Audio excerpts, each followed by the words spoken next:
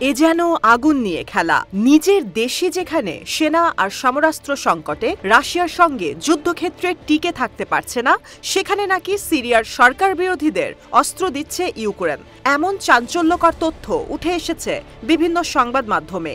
এরকম খবরে রীতিমতো রাগে ক্ষোভে ফুঁসছে আসাদ সরকারকে সমর্থন করা ইরান। খবর চড়াও হয়েছে সিরিয়ায় সম্প্রতি শুরু হওয়া সরকার বিরোধী বিক্ষোভে বিদ্রোহীদের হাতে অস্ত্র তুলে দিচ্ছে ইউক্রেন, যেখানে রাশিয়ার সঙ্গে লড়তে গিয়ে পশ্চিমাদের কাছ থেকে সমরাস্ত্র রীতিমতো ভিক্ষা করে আনতে হচ্ছে দেশটিকে। সেই অনুনয় বিনয় করে আনা সহায়তার অস্ত্রই নাকি ইউক্রেন তুলে দিচ্ছে আসাদ বিরোধীদের হাতে। এমন অভিযোগ উঠলে ইরানের পররাষ্ট্র মন্ত্রণালয় থেকে ইউক্রেনকে সতর্ক করে বলা হয়, তাদের কাছেও খবর এসেছে ইউক্রেন বিদ্রোহীদের সমরাস্ত্র দিচ্ছে, পাশাপাশি দেওয়ার চেষ্টা করছে সেই সমরাস্ত্র ব্যবহারে প্রশিক্ষণও। ইরান বলছে, বিদ্রোহীদের সঙ্গে এই সমন্বয় শুধু সন্ত্রাসী কার্যক্রমই বাড়াবে না, সেই সঙ্গে বাড়বে নিরাপত্তা ঝুঁকি আর সংঘাত।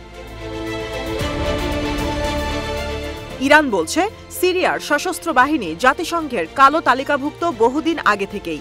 এই ধরনের বিদ্রোহীরা পশ্চিম এশিয়ার বিভিন্ন অঞ্চলে মাথাচাড়া দিয়ে ওঠা মানে সরাসরি আন্তর্জাতিক নীতির লঙ্ঘন। সেপ্টেম্বরে সিরিয়ার একটি সূত্র রাশিয়ার সংবাদ মাধ্যম স্পুটনিক নিউজকে জানায়, ইউক্রেনের ২৫০ জনের একটি দল সিরিয়ার উত্তরাঞ্চলের ইদলিব প্রদেশে এসেছে সিরীয় বিদ্রোহীদের প্রশিক্ষণ দিতে।